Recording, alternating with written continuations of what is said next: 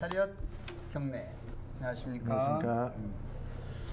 오늘이 윤영덕 TV 네 번째 시간인가요? 네. 이게 회를 거듭할수록 쉬워야 되는데 이게 회를 거듭할수록 이제 조금 아니까 긴장이 더 되고 뭐 준비물도 더 많아지고 그렇습니다. 버전업 된다고. 네, 그렇습니다. 이런 게 뭐 어찌됐든 더욱더 발전하는 모습이다 이렇게 보고요. 오늘은 저는 이렇게 나비 넥타이를 좀 예쁘게 했는데요. 우리 캠프에 관계되신 분들이 명탐정 코난과 저하고 좀 비슷하게 생겼다 이렇게 해가지고 코난을 또 이렇게 인터넷 좀 찾아봤습니다. 인터넷 찾아봐가지고 오늘은 저만 멋을 냈는데 어쨌든 이제 윤영덕 후보님은 이 복장을 계속 이제 선거 때까지 유지하셔야 되니까요. 그러니까요. 뭐 4월 15일까지 좀 더 뭐 변화를 줄 수 있는 아마 경선이 끝나면 뭔가 좀 달라지지 않나요? 아니요, 지금 중이라도 네. 뭔가 이렇게 사람들 눈길을 끌 수 있는 네.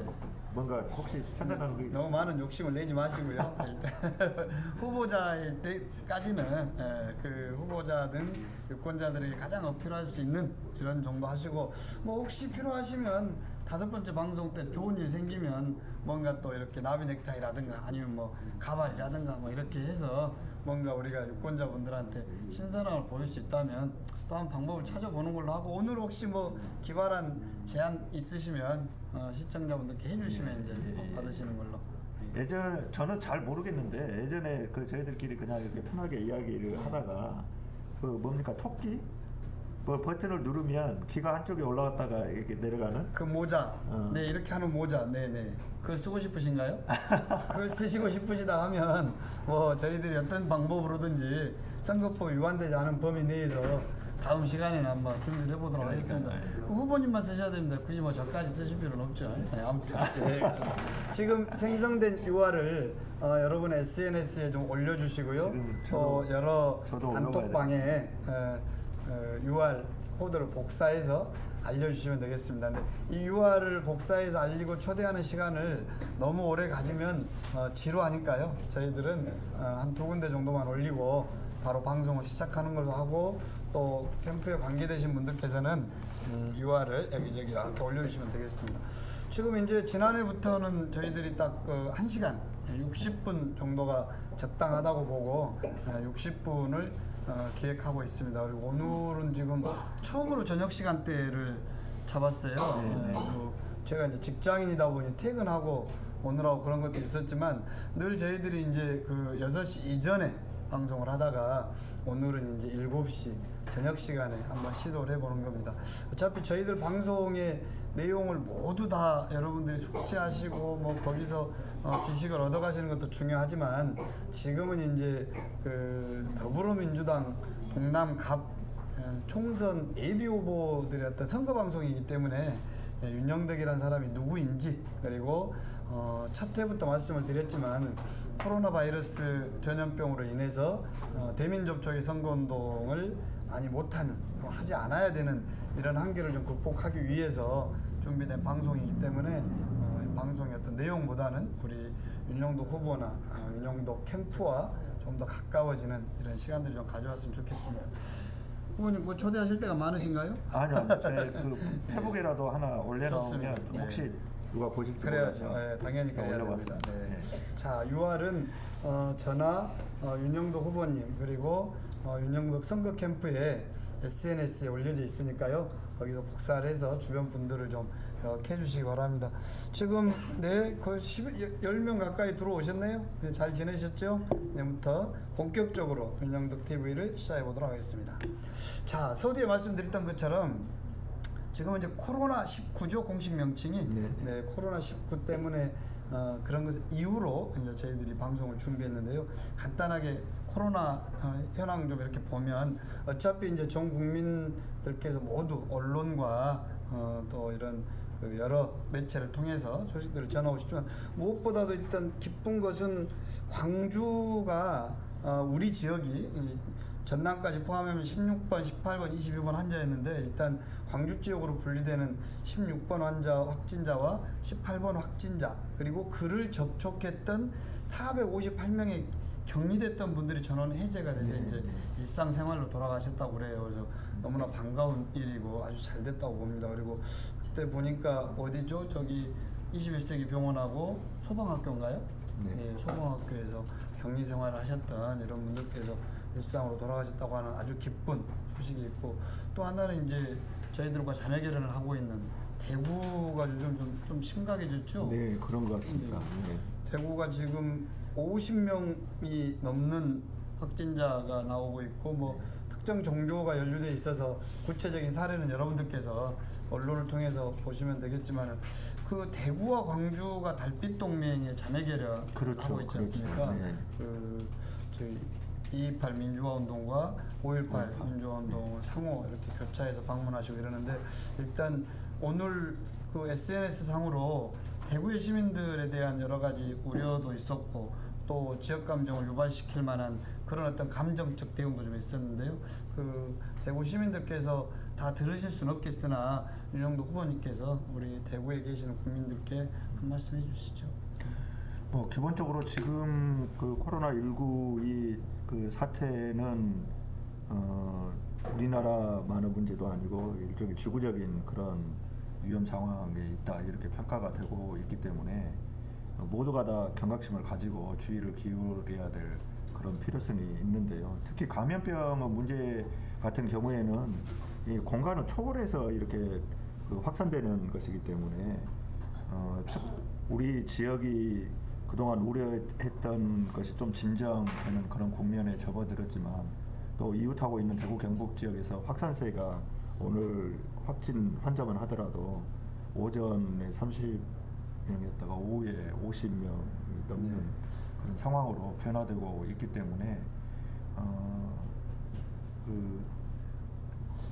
그동안 이제 그 우리가 갖고 있었던 그런 경각심을 또 다시 한번 생각해보지 않을 수 없는 그런 상황이 된 것 같습니다. 우리 대구 경북 그 시민 도민들께서도 우리 그 정부가 지금 취하고 있는 코로나19에 대한 그런 방역에 대해서 신뢰를 좀 가지시고, 지역민들이 서로 그 연대하고 또 함께 이런 이 위기를 극복해 나가는 그런 방향에서 힘을 모아서 빠른 시간 안에 이 위기 상황이 종식되기를 그렇게 희망을 합니다.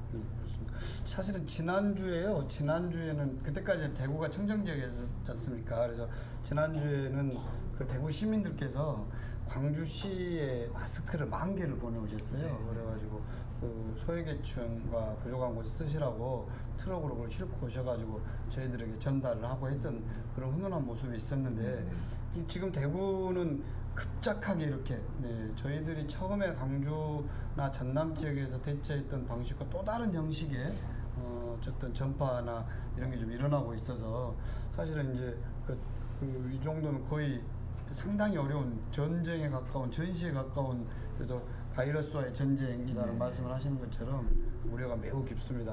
대구에서도 이런 것에 대해서 현명하게 대처를 하고 모두가 좀 힘을 냈으면 좋겠고요.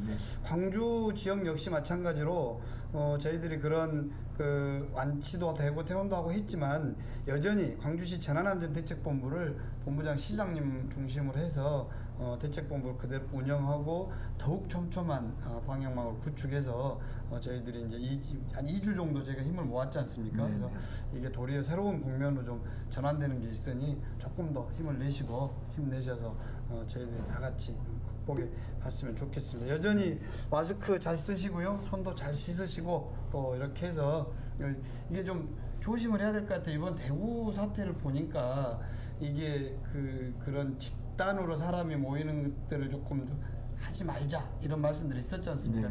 그런 기본적인 것들이 지켜지지 못하고, 또 지금도 그 집회를 함께 하셨던 분들 중에 연락을 안 받는 분들이 계신데요. 그래서 그런 그 기본 수칙을 지키지 못하는 데서 이렇게 파급이 크고 있는 것 같아요.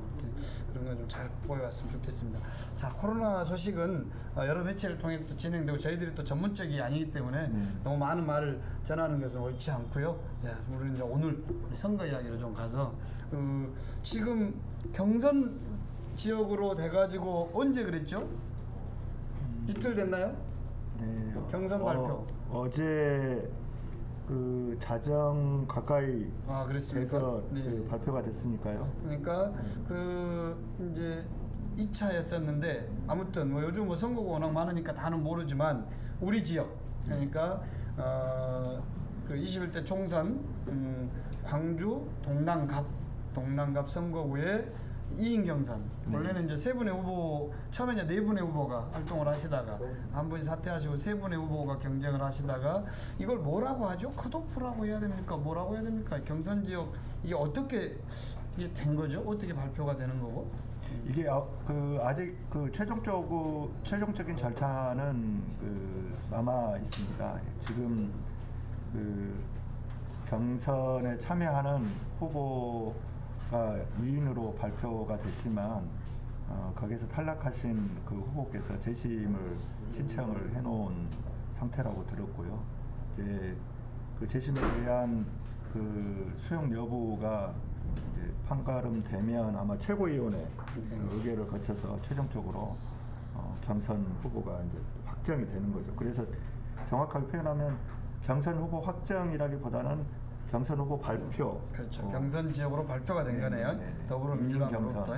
그럼 뭐 사실은 매우 기쁜 일 아니겠습니까? 뭐 이게 뭐 아직도 4월 15일에 그 어떤 마지막 총선의 어떤 당선까지는 지금도 약 55일 정도가 남아 있지만 지금 한 단계 한 단계 거기에 접근하는 것 중에서 아마 가장 큰 산을 넘었다 해도 뭐 과언이 아니지 않겠습니까? 심정이 어떠신가요? 글쎄요, 제가 뭐 아무래도 정치를 처음 이제 시작한 신진이다 보니까 모든 그 과정이 그 정말 높은 산처럼 느껴져요. 그래서 힘겹게 최선을 다해서 한 산을 넘었다 이렇게 생각하면 뭐 풍경 좋은 들판이나 나올 줄 알았는데 그런 것이 펼쳐지겠지 하는 생각을 했던 적도 있었는데 또 그 첩첩산중이 눈앞에 그 있는 것 같은 그런 생각이 들다 보니까 아직 이제 그 본선이죠. 4월 15일까지는 50여일 남짓 남아 있고 또 절차상으로 보더라도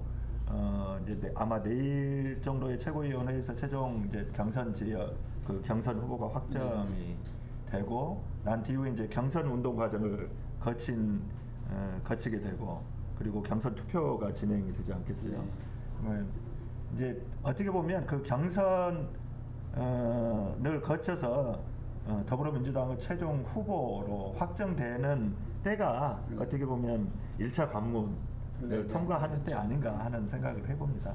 그러니까 저희들은 이제 뭐 아주 구체적으로는 이제 그 세 분의 경쟁자 중에 두 분이 선택됐으나 이분이 이제 재심을 청구하는 이런 뭐 원래 일상적인 과정이겠죠. 네. 그래서 그런 어떤 마지막 절차가 좀 남아는 있지만 하루 정도 남아는 있지만 저희 같은 이제 국민들이 볼 때는 이제 경선 지역으로 발표가 되고 명확히 말씀드리면 경선 지역으로 발표이지만 어찌 됐든 저희가 알고 있는 최영호 후보와 윤영도 후보 두 분이 이제 정말 누가 출전할 것이냐, 누가 더불어민주당의 대표로 더불어민주당 후보로 21대 총선에 출마할 것이냐가 결정되는 이 마지막 경선의 과정인데요. 저는 사실 매우 기쁩니다. 그리고 이건 기뻐야 됩니다. 여러분들 시청자분들께서도 기쁘셔야겠어요. 이게 노무일이라고. 그리고 쭉 발표되니까 저는 이 소식을 그 어떤 분이 아주 밤늦은 시간에 카톡으로 보내주셨어요. 밤늦은 시간에 그런데 자정 가까이 근데 그 지역이 서울부터 이렇게 뭐 수십 곳을 하지 않습니까?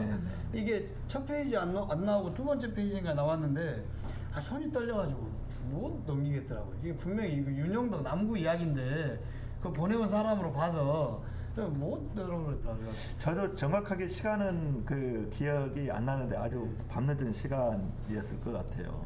이제 당에서 문자로 최종 경선 지역 발표에 대한 문자가 왔어요. 밤늦은 시간에 문자를 보내드려서 죄송합니다.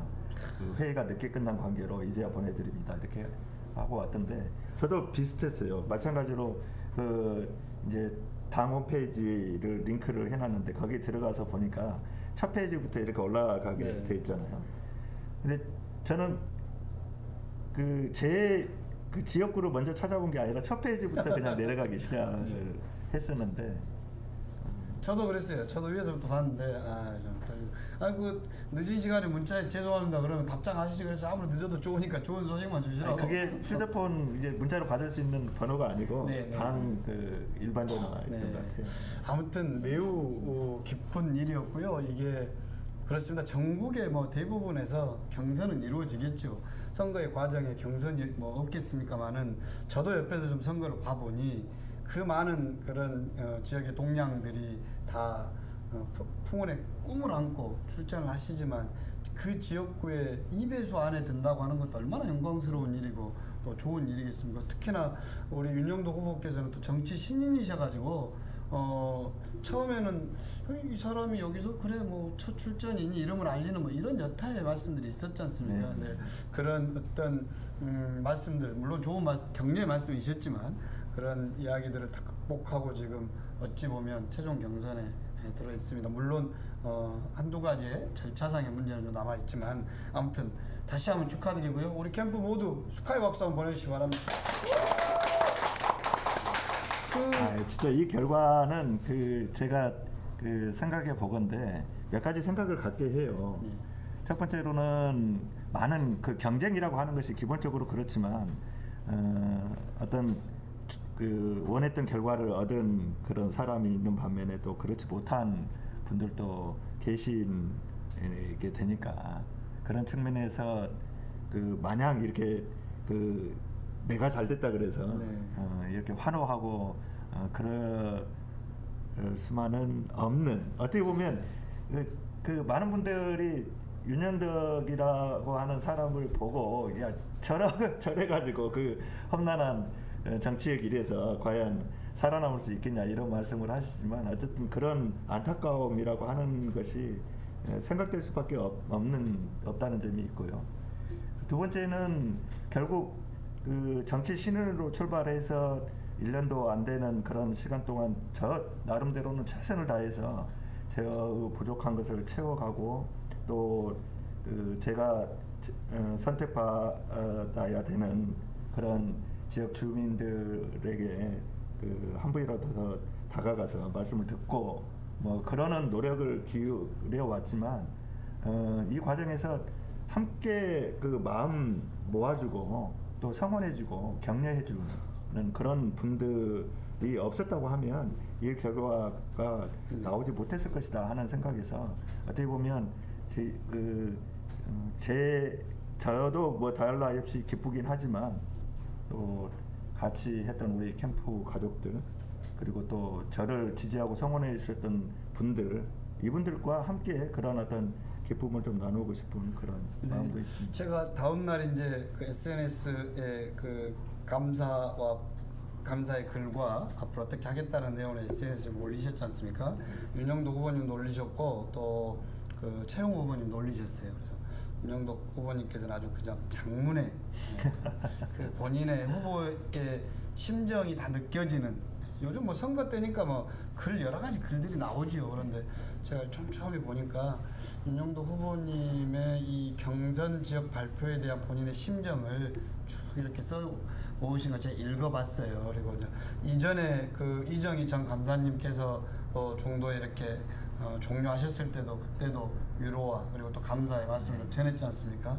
이번에 서정성 전 의원님도 현재 일정의 과정은 좀 남아 있습니다만은 거기에다도 여러 말씀을 뜻한 말씀을 이제 전하셨어요. 알고 있습니다. 그래서 근데 이제 어찌 됐든 그분들은 다 같이 선의의 경쟁을 했었던 분들이고 또 지역의 발전을 다 같이 서로 공조했던 분들이기 때문에 지금은 이제 그분들에 대한 어떤 미안함이나 이런 건 좀 이제 일소하고 남구민만 보고 다니시면서 이 경선 과정 어찌 보면 아름답게 또 어찌 보면 또 치열하게 또 한번 해봐야 되는 것 아니겠습니까? 근데 원래 지금 이렇게 이런 어떤 과정이 어떤 기준표가 있었나요? 이게 그건가요? 네네. 공천 심사의 기준과 방법? 네. 그냥 중앙당에서 이쁘다고 이렇게 한 거 아니죠? 뭔가 과정이 있었을 거 아닙니까? 1월 말에 공천 심사를 신청하는 서류를 접수를 했고 이제 서류 심사 그리고 또 지역에 내려와서 그 실사단이 현장 실사를 또 거쳤습니다. 그리고 후보자 면접이 있었고, 그리고 그 모든 것들은 이제 합산해서 최종적인 이제 판단을 하셨을 텐데, 예컨대 그 심사 과정에서도 그 배점 기준이 있었어요. 정체성 15, 기여도 10, 의정활동 능력 10, 도덕성 15, 당선 가능성은 이제 그 당에서 지역 유권자들을 대상으로 한 여론조사를 실시를 네네. 해서 그게 40, 그리고 면접 10 이렇게 100점 만점으로 보면 그 비율로 이렇게 점수를 아마 평가를 했을 것이고, 공천심사위원들이 제가 알기로는 뭐 그 바로바로 자기 점수가 이렇게 그 입력이 돼서 합산이 되는 그런 시스템으로? 시스템으로 네네. 했다고 저는 들었었는데, 서로 뭐 누군가를 아주 적은 문제로 사적인 감정으로 조율하거나 이러지 못하게 네, 하는 네. 시스템이네요. 네. 이건 다 오픈된 그 기준 배점표예요. 네, 네, 네. 여기서 이제 당선 가능성은 적합도 조사, 여론조사를 하니까 당선 가능성 40% 제외하고 정체성, 기여도, 의정활동 능력, 도덕성, 면접 중에서 후보님 가장 자신 있는 영역이 어디셨나요? 저는 이 6개네요. 네. 6개에 대해서 그 만점을 저는 자신하고 있었는데, 아니, 이거 너무 어마어마한 제가 질문을 드리면 살짝 이렇게 조금 이렇게 하시라고 그랬더니 본인 자랑을 저는 5개 물어봤는데 본인은 6개를 짚으시면서 네. 굳이 100점이라고 하시네요.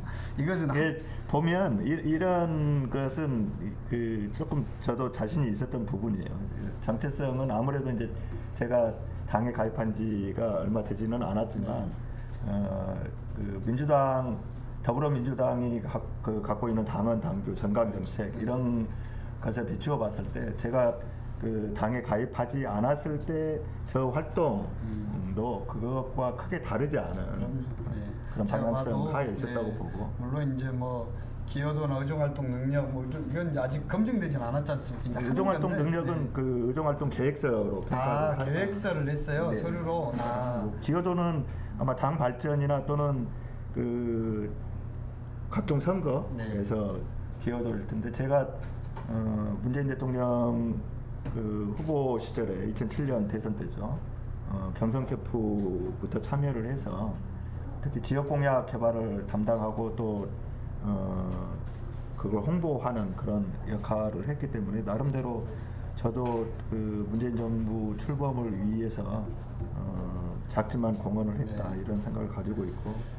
듣고 보니 다 그 영역의 대부분 우리 후보님이 그 적합하시네요. 근데 저는 특히 금방 말씀하셨던 정체성, 이것은 뭐 더불어민주당의 뭐 당연 당규를 둘째하고라도 우리 민족이 나아가야 될 어떤, 또는 우린 대한민국이 나아가야 될 이런 어떤 정치적 방향과 그런 철학들이 윤영도 후보님하고 가장 어울리지 않나 보고, 역시 도덕성도 저는 점수를 좀 많이 주고 싶어요. 제가 그 윤영도 후보님하고 친구지 않습니까? 근데 이렇게 지내보면 저보다 훨씬 착하신 것 같아요. 그래서 이 도덕성이라고 하는 것은 정치에서 매우 중요한 것 같아요. 이건 좀 찬성적인 기준이 있는 것 같아요. 뭐 우리야 지금 방송을 하고 있으니까 친구 관계라고 하는 이유로 그렇게 상대에 대한 칭찬을 할 수는 있지만, 심사는 아마 그런 친분 관계는 아니었겠죠. 그렇겠죠. 틀림없이 그랬을 네, 겁니다. 도덕성 문제는 저는 윤영도 후보의 아주 매우 큰 강점이다 이렇게 보고요. 앞으로도 특히 정치는 하시다 보면 이제 당선되고 국회의원 하시고 그러면 이제 정치는 뭐 날로 또 이렇게 뭐 잘하시기도 하고 실력도 더 느실 건데, 이 도덕성 이런 건 천성적인 게 좀 있어요. 그래서 절대 그런 초심 잊지 마시고 잘해주시면 좋겠고요. 그러면 이렇게 이제 내일 하루 정도의 그 절차가 남았지만, 이렇게 경선 지역이 되고 나면 이 경선을 어떻게 하는 겁니까? 누가 어떻게 하는 거죠? 우리는 뭘 도와드려야 되죠? 네네네. 그 더불어민주당이 그 경선 규칙이죠. 그 경선 룰을 일찌감치 확정을 했습니다. 지난해 7월에 확정을 했는데요.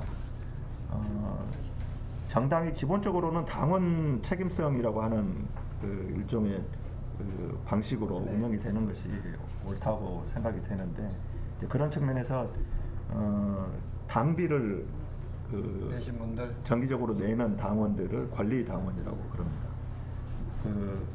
저희 동남갑 지역위원회 관리 당원들 전체를 대상으로 해서 온라인 투표, 모바일 투표죠. 모바일 투표를 진행을 하고요. 그 다음에 지역 유권자를 대상으로 한 안심번호 모바일 투표를 또 진행을 합니다. 그건 전체 이제 지역 유권자를 전체를 다 할 수 있는 그런 여건은 아니어서 지금 예측이 되기로는 우리 지역구 같은 경우에 3만에서 5만 정도 이 정도 대상자가 있지 않겠냐 그렇게 예측을 하는데 권리당원이? 아니요. 그 일반 선거인단, 국민경선 선거인단이. 네네. 이제 그 중에서 그 여론조사가 진행이 되면 이제 그 여론조사에 응답한 분들이 계실 거 아니에요. 네. 그 응답 자체가 한 표가 되는 겁니다. 네. 이제 그렇게 해서 네. 당원 투표, 권리당원 투표와 안심번호로 진행되는 유권자 대상 투표를 완료로 해서 그 결과를 50% 반영을 해서 최종적으로 이제 우리 당 공천자를 확정을 하게 되는데 이제 그 50% 반영 비율이 있고 또 그 가점, 감점 기준도 있습니다. 여러 가지 그 가감점 기준으로 보면 여러 가지 내용들이 있는데요. 예를 들면 정치 신인 같은 경우에는 최종적으로 경선에서 그 10에서 20%를 반영하게 돼 있는데 이제 차관급 이상 같은 경우 10%로 결정을 하신 것 같더라고요. 똑같은 신인이어도. 근데 저 같은 경우에는 뭐 그 정도 높은 급에 오르지 못해서 20% 가점을 받게 됩니다. 그리고 여성, 청년, 노인, 장애인, 뭐 다문화 이주민, 사무직 당직자, 보좌진 뭐 이런 분들도 이제 가점이 있고요. 그다음에 감점도 있습니다. 중도 사퇴한 선출직 공직자 또는 선출직 공직자 평가 결과 하위 20% 그리고 경선 불복자, 그다음 탈당 경력자 이런 분들에 대해서는 또 감점 징계를 받았다거나 기준을 적용을 해서 최종적으로 이제 그 결과를 가지고 그러니까 공천자를 결정하게 저희 시민들이 볼 때는 크게 이제 이미 더불어민주당 여기 나와 있네요. 해당 선거구의 권리당원 중에서 2019년 7월 31일까지 입당한 당원 중에 2019년 2월 1일부터 2020년 1월 30일까지 당비를 6회 이상 납부한 권리당원 중에 선거인 명부에 등재된 자. 그러니까 우리 시민들이 이제 볼 때는 이제 더불어민주당의 당원이신 분들 그리고 특정한 기간 동안 당비를 내셔가지고 이번에 선거에 권한이 있으신 분 홍보에 의하면 요 분들을 이렇게 내가 선거인단인지 아닌지 볼 수 있는 시스템이 있다면서요? 네, 이틀간 그 더불어민주당 홈페이지에서 그걸 확인할 수 있도록 했는데요. 오늘 오후 5시입니까? 네, 5시에 마감을 했습니다. 그러니까 이런 거죠. 우리 주변에 각종 선거를 할 때, 뭐 지방선거도 마찬가지고 각종 선거를 할 때 사실은 뭐 저는 별로 좋아하지 않는 일입니다만은 막 이렇게 당원을 모집하기 위한 여러 가지 활동을 하지 않습니까? 그래가지고 그때 당시에 본인들이 이제 주소도 어디로 돼 있는지도 보셔야 되고 본인들이 어느 곳에 투표를 할 수 있는 권한을 가지고 있는지 좀 보시면 될 것 같고 그 권리당원분들이 그러니까 동남가회 소속돼 있는 권리당원분들이 윤영덕에게 표를 많이 줘야 되는 것이죠.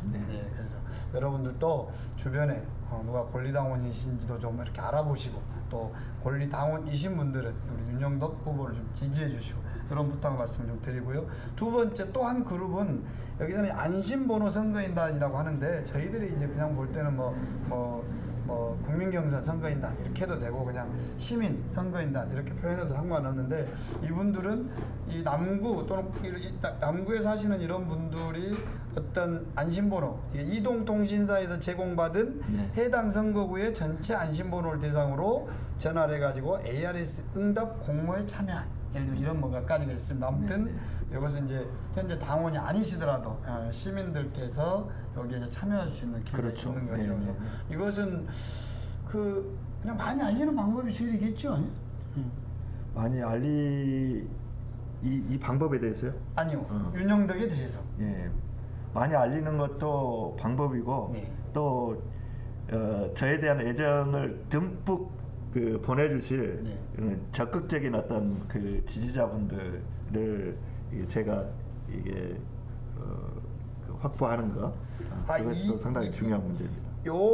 안심번호 선거인단이 되려면 뭔가 자기가 신청을 해야 되는 건가요? 아니 그렇지는 않습니다. 그건 아니고요. 예, 무작위 이 번호로 이제 오면? 전화가 가게 되면 이제 아까 말씀드렸다시피 대부분은 바쁘신 분들도 있으시고 또 그런 이제 그 전화를 스팸 번호로 생각을 하시든가 또 귀찮아하시는 분들도 계시지 않습니까? 그래서 보다 더 적극적으로 그런 전화에 응대해 주시는 그런 분들이 이제 선거인단 네. 응대하는 순간 선거인단의 일원이 되시는 거죠. 좋습니다. 이제 한 가지 정도의 절차는 남아 있지만 지금 현재 경선 지역으로 2명의 경선 지역으로 발표가 돼 있고요. 그 경선의 방법은 권리당원이라고 하는 한 그룹의 선거인단과 안심번호라고 하는 한 부류의 선거인단 50대 50%씩 적용한 그런 점수의 합산으로 그리고 마지막에는 아까 좀 말씀드렸던 여러 가지 가점과 감점이 포함된 어떤 최종 점수를 발표하는 이렇게 경선의 과정이 진행되니까요. 앞으로 우리 캠프에서도 더욱더 거기에 네, 맞춰서 전력을 다하도록 하겠습니다. 그 유튜브 방송을 보고 계시는 시청자분들께서도 혹시 본인이 그 권리당원이다 그리고 또 주변 아는 분들 중에 권리당원이 계신다 이런 분들은 저한테 뭔가 조금 마음을 주시고 힘을 주실 그런 분들께서는 저희 캠프로 연락을 주시면 좋습니다. 그게 엄청난 권리당원 찾기 제가 많이 찾아고 곤란합니다. 권리당원 찾기. 그런데 요 두 가지 방식이 이제 대략 이해는 됐어요. 자세하진 않더라도 그건 조금 더 알아보더라도 근데 이게 언제 한다는 거죠? 아직 확정이 좀 덜 됐나요? 네, 아마 그 최종 이제 경선 후보 확정을 네. 하면서 일정도 그때 확정이 되지 않을까 싶은데요. 네. 지금 예측은 일단 1차, 2차 발표했던 경선 후보자들 같은 경우에 이달 26일부터 28일까지 네. 그 권리당원 투표하고 안심번호 네. 선거인단 투표가 진행이 됩니다. 이제 그걸로 미루어 본다면 3월 초 정도에 3차 저는 이제 3차 그 경선 지역으로 발표가 됐습니다. 좋습니다. 이 경선과 관련돼서는 다음 시간에 한 번 더 이렇게 거론을 해보는 걸로 하겠습니다. 지금 30분 정도가 지나고 있는데요. 지금 코로나 바이러스와 관련된 이야기 그리고 경선 지역으로 발표된 것에 대한 이야기를 좀 나눠봤습니다. 자, 다시 지역 이야기로 좀 돌아와서요. 요즘에 윤영덕 캠프에서 이 2020년 남구 행복하십니까? 이게 이제 슬로건이에요. 이게 주된 홍보물인데 잘 보이신가요?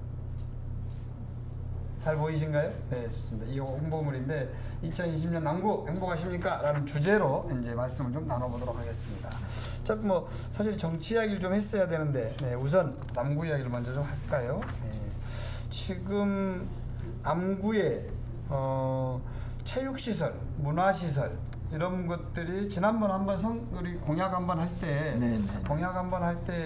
그 영화관이나 미술관이나 이런 게 전혀 없다는 말씀 한번 저한테 하셨어요. 그와 관련돼서 저기 제가 알기로는 저기 옥천여상 예전 이런 건데 거기가 서진병원 건물이라고요. 30년 동안 방치돼 왔던 그런 건물의 문제나 보훈병원이 어떤 도시미관을 제외하는 문제나 이런 문제에 대해서 윤영도 후보님이 생각하고 계신 말씀 한번 해주시죠. 네. 저번에도 한번 그 방송에서 말씀을 드렸던 것 같은데 저도 남구에서 10년 넘게 살고 있지만 그 10년 동안 일종의 주민들의 어떤 삶의 질과 연관된 그런 그 생활 SOC죠. 이런 것들은 크게 개선되지 못했다 이런 안타까운 생각을 많이 갖게 됩니다. 특히 문화체육시설 같은 경우에는 우리 그 주민들의 삶의 질과 직접적인 연관이 있을 텐데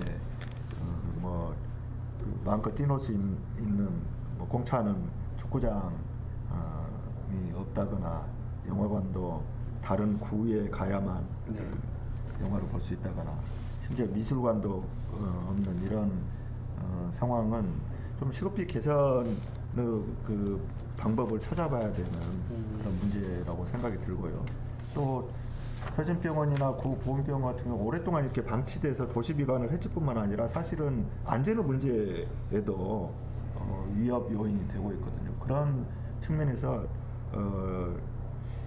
그동안 그 지역 발전을 위해서 뭔가 열심히 해보겠다고 그 하셨고 또 실제 여러 가지 자신들이 그 쌓은 치적을 이렇게 홍보하시는 정치인들도 계시고 그러는데 막상 내 삶의 주변을 보면 그렇게 썩 달라지지 않은 그런 모습 속에서 우리 남구 발전이 많이 지체되고 정체돼 있다고 하는 그런 말씀을 드릴 수밖에 없고요.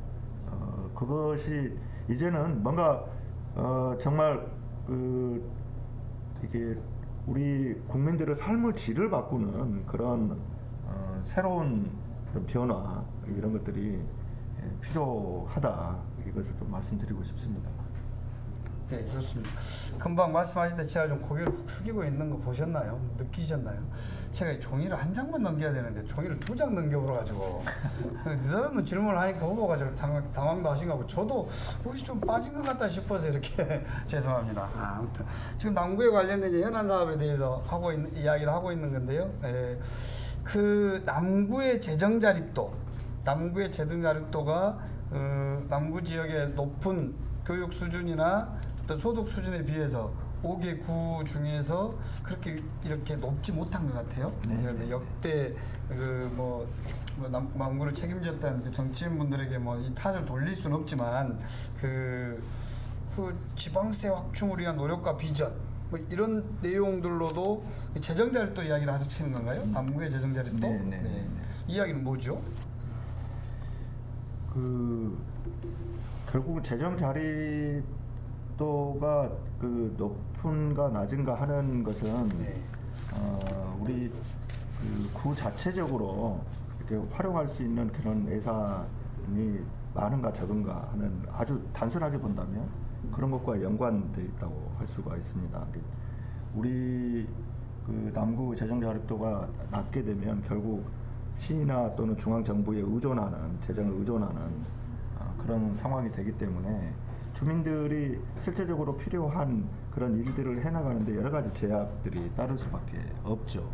근데 결국은 재정 자립도를 높이려면 남구 자체적으로 확보하는 지방세의 어떤 재원들이 이렇게 확충될 필요가 있는데 이제 그런 측면에서 우리 남구는 그런 지방세를 내는 그런 사업체 수나 이것들이 턱없이 부족한 그런 상황이기 때문에 좀 더 근본적이고 장기적으로 본다면 그런 지방세를 낼 수 있는 그런 기업체의 수나 법인들을 많이 좀 늘려나가는 문제, 이 문제에 대해서 관심을 가져야 될 필요성이 있다고 생각을 합니다. 네, 지금 이제 경선 말씀하실 때는 이제 더불어민주당의 같은 원팀정신 말씀하시면서 이제 같은 가족들이지 않습니까? 근데 이제 기존에 여기 동남구의 이제 현직 국회의원이나 이전 이렇게 보면은 사실은 말씀들이 좀 많으세요. 뭐 특정하게 누구를 거론하고 둘째하고 예를 들면 예전에 남구청장님들이나 국회의원을 지내셨던 분들이 그 정부 지원을 받아가지고 본인들 남구에다 무엇을 했다, 어떤 뭐 산업을 육성했다, 남구를 어떻게 발전시켰다라고 하는 여러 가지 이야기들은 있지만 통계를 보면 정작 사업체 수는 5개구 중에서 가장 적다면서요.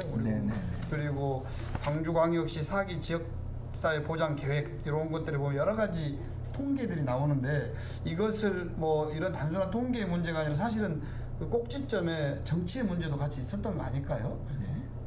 그 전에 정치인분들은 이런 것은 그분들은 여러 가지 자랑들을 하셨지만 실제로는 그렇게 되지 못했던 것들은 남구민들 입장에서는 조금 억울하신 측면도 있으시겠어요.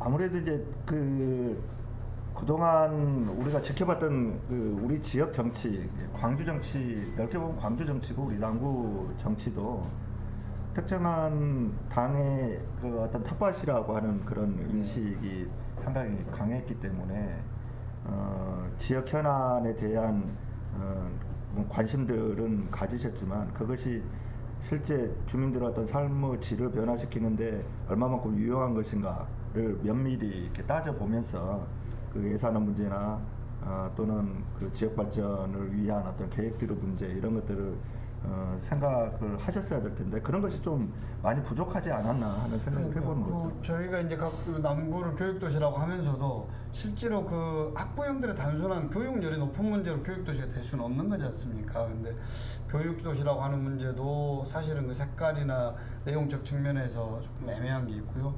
또 가끔은 이제 뭐 문화와 관련되는 이야기를 해도 큰 역시 마찬가지입니다. 그러니까 조금씩 부족한 점들이 좀 많이 있는 것 같아요. 그런 면에서는 남구가 그런 면에 조금 발전을 못 모든 것을 다 그 만족할 만한 어떤 수준까지 끌어올리는 데는 시간도 필요한 거고 또 그 여러 가지 그 재정적인 여건 이런 것들도 고려를 분명히 해야 되겠죠. 근데 중요한 것은 어디에 우선순위를 둘 것인지 하는 그 문제하고 또 근본적인 어떤 문제의 해결이라고 하는 그런 방향성 속에서 시간이 걸리지만 본질적인 어떤 측면에서 문제점들을 해소해 나가는 그런 방식으로 그 정책이 결정이 되고 그것이 집행되기보다는 그 뭡니까 순간적인 어떤 그런 인기 영합적인 이런 방식으로 그런 것에 좀 눈을 돌리다 보면 실은 뭔가 외형적으로는 뭔가 있었던 것 같지만 실제 그 속을 들여다보면 그 속빈 강정과 같은 이런 현상이 발생할 수 있는 거죠. 좋습니다. 우리 저희들이 그 4시간 2020년 남구가 행복하십니까? 이런 주제로 정책과 공약, 지역 현안을 좀 짚어보는 이런 과정으로 하고요. 오늘은 하나만 더 해볼게요. 오늘은 여기까지만 좀 하도록 하겠습니다. 정책 문제는. 좀 예민한 문제일 수도 있는데 남구청사 문제예요. 이게 이야기가 너무 길어서 저도 잘 모르겠어요. 선거 이전에는 뭐 그런가 보다. 그런 정도. 그리고 그냥 언론에 나오는 이야기들 중에서 어느 것은 좀 읽어봤고 어느 것은 다 읽어보지 못했고 사실은 이 시간에 여기에서 이 사건의 내용과 진위와 출발을 다 알아볼 수는 없죠. 다 알아볼 수는 없지만 어찌됐든 남구 구민들께서 상당히 궁금해하시고 어떤 남구가 가져야 될 뭐 재정 손실의 문제라든가 위탁개발기 368억을 누가 상환할 것인가에 대한 문제라든가 이런 문제가 좀 이슈가 되고 있어요. 후보님 보시기에는 이 문제 핵심이 뭐죠, 도대체? 남구청을 지금 현재 자리로 이전을 하면서 남구가 자체적으로 갖고 있는 그런 재정이 턱없이 부족했기 때문에 시비까지 이제 지원을 받아서 청사를 매입을 했지만 너무 오랫동안 이제 방치됐던 건물이기 때문에 사용을 하려면 새롭게 리모델링을 해야 되는 그런 상황이 발생을 한 거죠. 근데 청사 매입 비용도 감당하기 쉽지 않은 상황에서 청사 리모델링 비용을 감당하는 것은 이제 더더욱 어려웠었고요. 그게 상당한 액수였습니다. 그래서 그걸 이제 캠코의 위탁 개발을 하는 방식으로 해서 청사를 리모델링해서 입주를 했는데 이제 캠코가 위탁 개발하면서 든 리모델링 비용 이것을 어떤 방식으로 누가 상환을 할 것인지를 놓고 그동안 명쾌하게 이렇게 정리되지 못하고 있다가 작년에 감사원에서 감사 결과를 발표를 했는데 그것을 상환해야 될 책임이 남구청에 있다 이런 결과가 나온 거죠. 이제 그래서 그 감사원 결과를 놓고도 여전히 논란이 있는 것 같아요. 그게 남구청이 상환해야 될 것이냐 아니면 캠코가 그걸 이렇게 재정적인 어떤 손실이 있다고 한다면 그걸 감당을 해야 될 부분이냐 하는 것에 대한 것이죠. 근데 그러면 현재 감사원에서 말씀하신 걸로 놓고 보면 한작 결정한 걸로 놓고 보면 368억을 남구청이 갚아야 된다는 이야기입니까? 네. 지금 현재로는? 이제 현재 감사원 이야기로는? 감사원 이야기로. 감사원이 뭐 보통의 뭐 국가기관이기 때문에 뭐 그냥 섣부른 이야기를 하진 않을 거고, 물론 이제 이런 것에 대한 법적 다툼의 소지가 있다고 하는 것은 뭐 익히 다 하는 이야기고요. 그래서 그러면 그 남구청이 368억을 갚아야 된다는 이야기는 결국 그 남구민이 갚아야 된다는 이야기나 또 비슷한 이야기일 수도 있네요.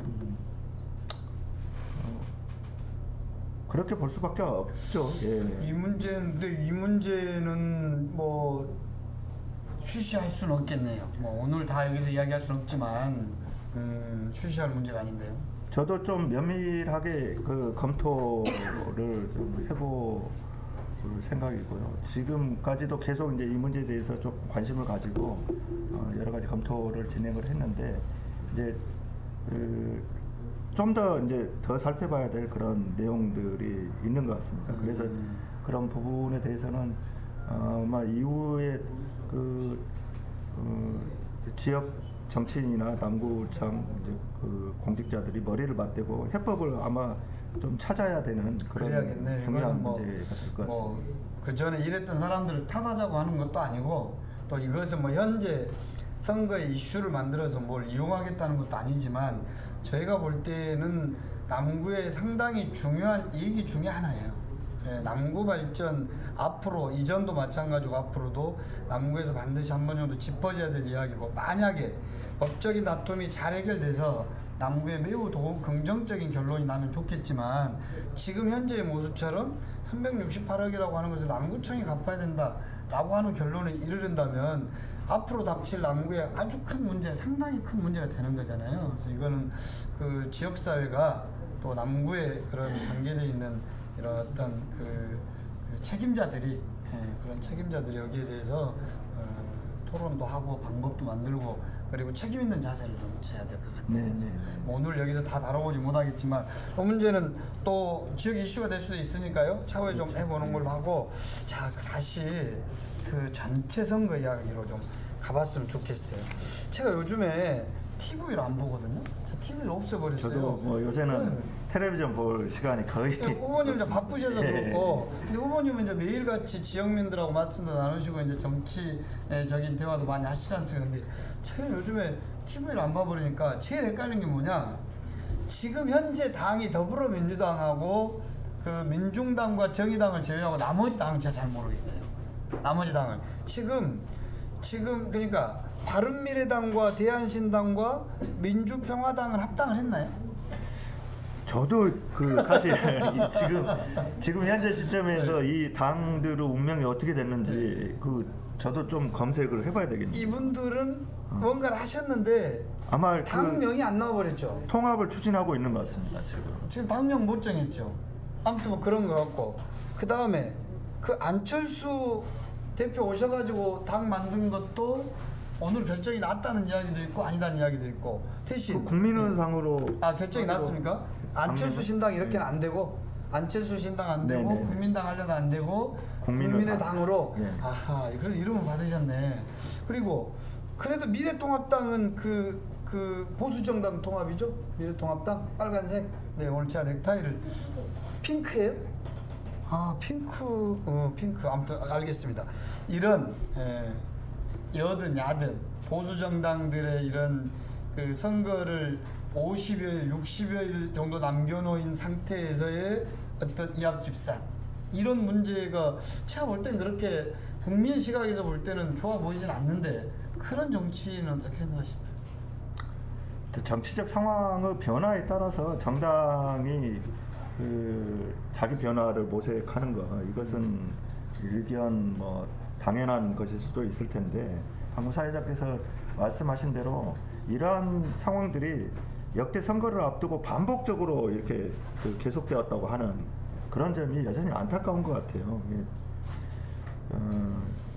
저도 물론 더불어민주당 소속으로 지금 국민의 선택을 받으려고 나와 있지만, 기존 어떤 정치 상황을 보면 여든 야든 그런 평생 가는 정당, 100년 가는 정당을 만들겠다고 항상 해왔지만, 그것이 공연불이 되는 이런 상황들을 우리가 수없이 봐왔지 않습니까?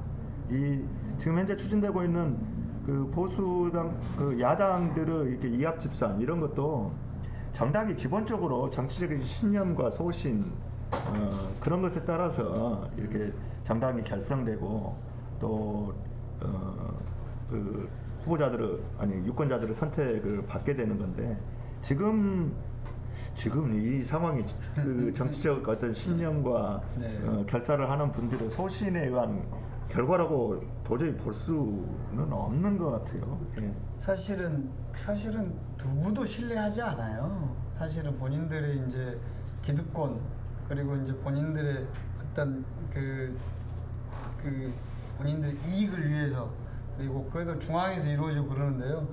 이제 우리 지역은 더불어민주당의 분포가 이제 많기 때문에 그에 대한 이야기를 좀 덜 하지만 사실 TV로 보고 있으면 정말로 정치를 쳐다보기도 싫을 만큼 정말 수준 낮은 정치들이 진행돼요. 근데 우리 시청자들께서도 이걸 좀 알아주셨으면 좋겠어요. 그 중앙당 TV에서 나와가지고 그렇게 우리들에게 삿대질을 할 만큼 실망을 시키고 있는 그 정치 세력이 지역에서 또 다른 가면을 쓰고 있지만 지역까지 이렇게 하고 있으니 여러분들께서 옥석을 가리시는데 이렇게 더욱더 눈빛을 예의주시하셔야 이런. 저도 이제 기왕에 정치인을 한 사람으로 이렇게 나선 그 당사자이기 때문에 방금 사회자가 말씀하신 그런 부분이나 또 요새 그 유권자들 만나면서 그 뼈아프게 듣는 그런 그 말씀들이 있습니다. 정말 부끄럽기도 하고 네. 또 어떻게 보면 정치 신인의 입장에서는 이제 첫걸음을 떼고 있는 그 사람으로서 우리 정치가 어떻게 가야 된다 하는 것 속에서 제 결의를 다지기도 하고 이런 것인데 죄송스러운 마음은 감출 수가 없네요. 없고 정말 우리 정치가 국민들에게 신뢰를 주고 또 국민들을 안심시키고 국민들을 오히려 북돋아주는 그런 역할을 해야 되는데 이게 국민들 걱정만 끼치는 정치가 여전히 계속되고 있어서 특히 지금 야당의 이런 그 통합 그 분위기도 선거를 바로 앞두고 각자의 어떤 자리 보존을 위한 그런 수단으로 이렇게 정당의 이합집산을 계속하고 있는 건 아닌지 하는 생각이 들어서 여러 가지로 많이 불편합니다. 결코 오래 갈 수도 없고 내가 볼 때는 뭐 선거 때까지는 가겠지만 어느 국민도 지지하지 않는 이야기 좀 하면서요. 그 보수 정당들의 통합은 그렇고 또 자매정당, 유성정당 이 참 단어마저도 좀 이상하고 일단 저는 또 이제는 이 제도가 뭔지도 모르겠어요. 일단 미래한국당은 일단 나왔죠. 미래한국당이 나온 거죠. 이게 말이 됩니까? 이게? 그러니까요. 이건 뭐 헌법 정신에도 기본적으로 아니 거기다가 비례 정당용으로 그 당을 만들면서 그 당이 받아야 되는 국고 그 보조금을 네네. 확보하기 위해서 그 셀프 제명이죠. 그 비례 의원을 셀프 제명해서 그 당으로 보내고 이게 정말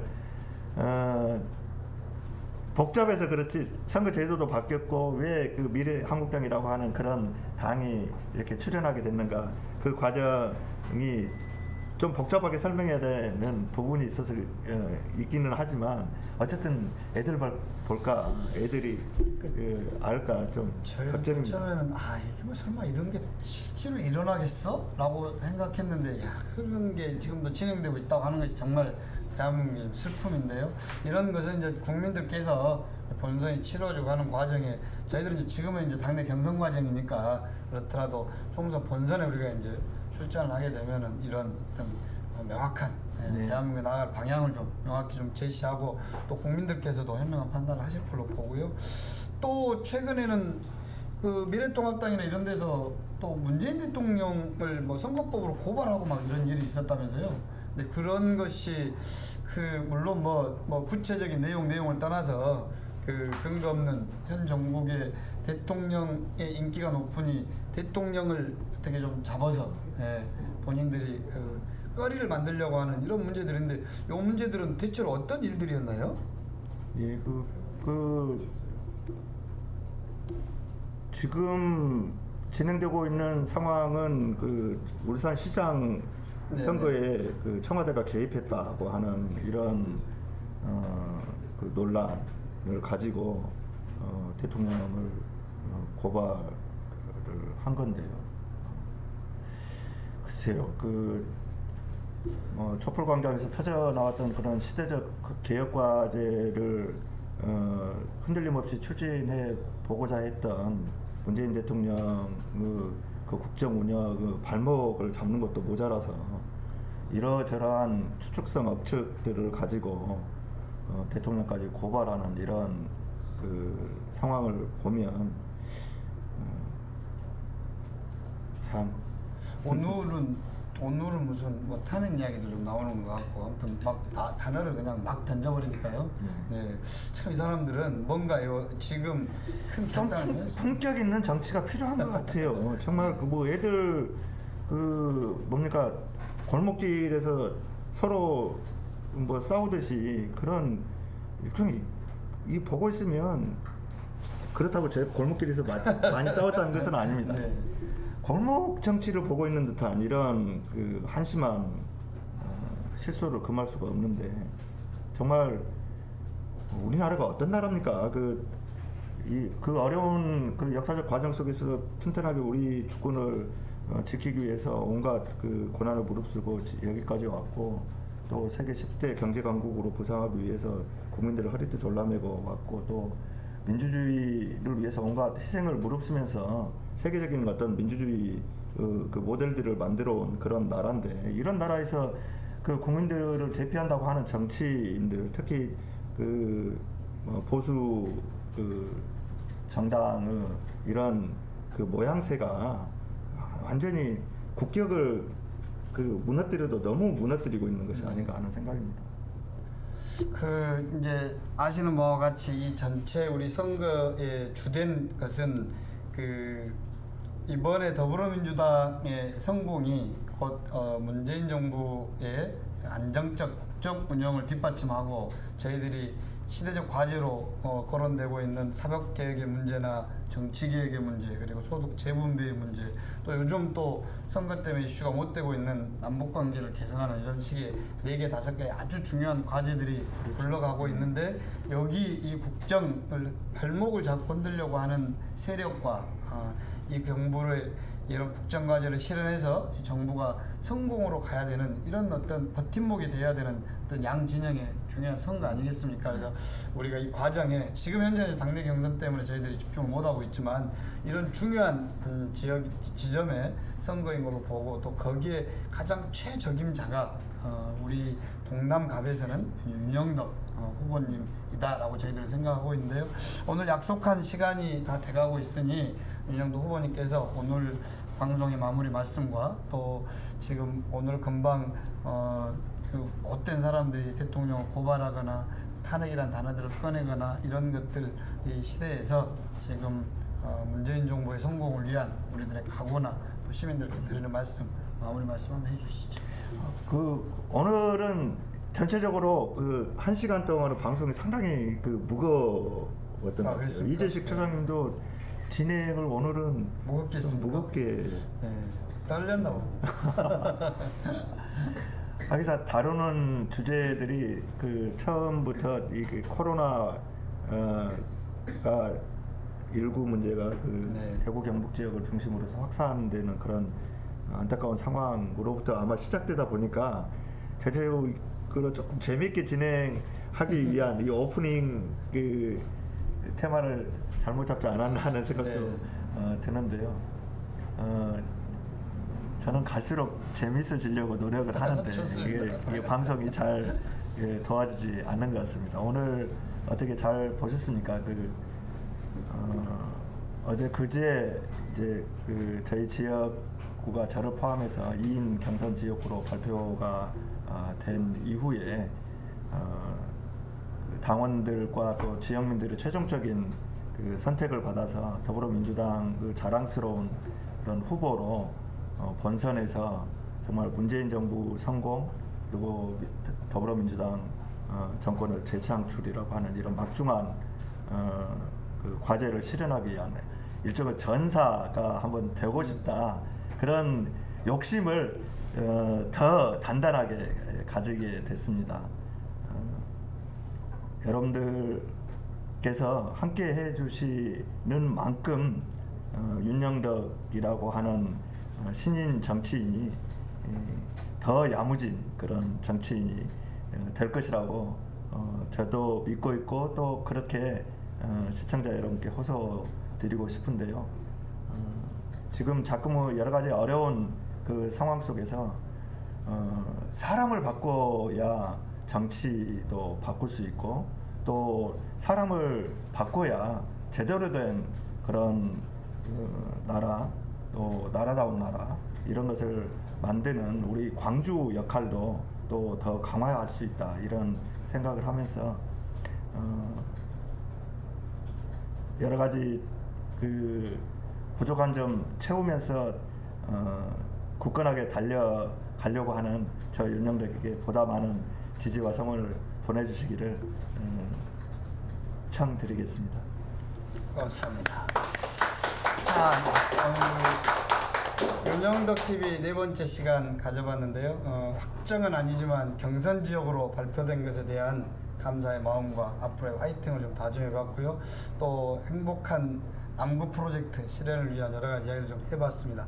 오늘은 좀 특별하게 저녁 시간에 했었는데요. 아무래도 저녁 시간이고 하니까 좀 무거운 것도 있었던 것 같아요. 이 오늘 윤영덕 후보님께서 말씀하셨던 다소 무거웠다고 하는 평가를 반드시 오해에 반영을 해가지고 윤영덕 후보님의 복장에서부터 뭔가를 오해 때 뵙도록 하겠습니다. 자, 코로나19로 걱정이 많으시는 대구 시민 여러분 힘내시고요. 저희들도 다음 시간에 뵙겠습니다. 감사합니다. 차렷 경례. 감사합니다.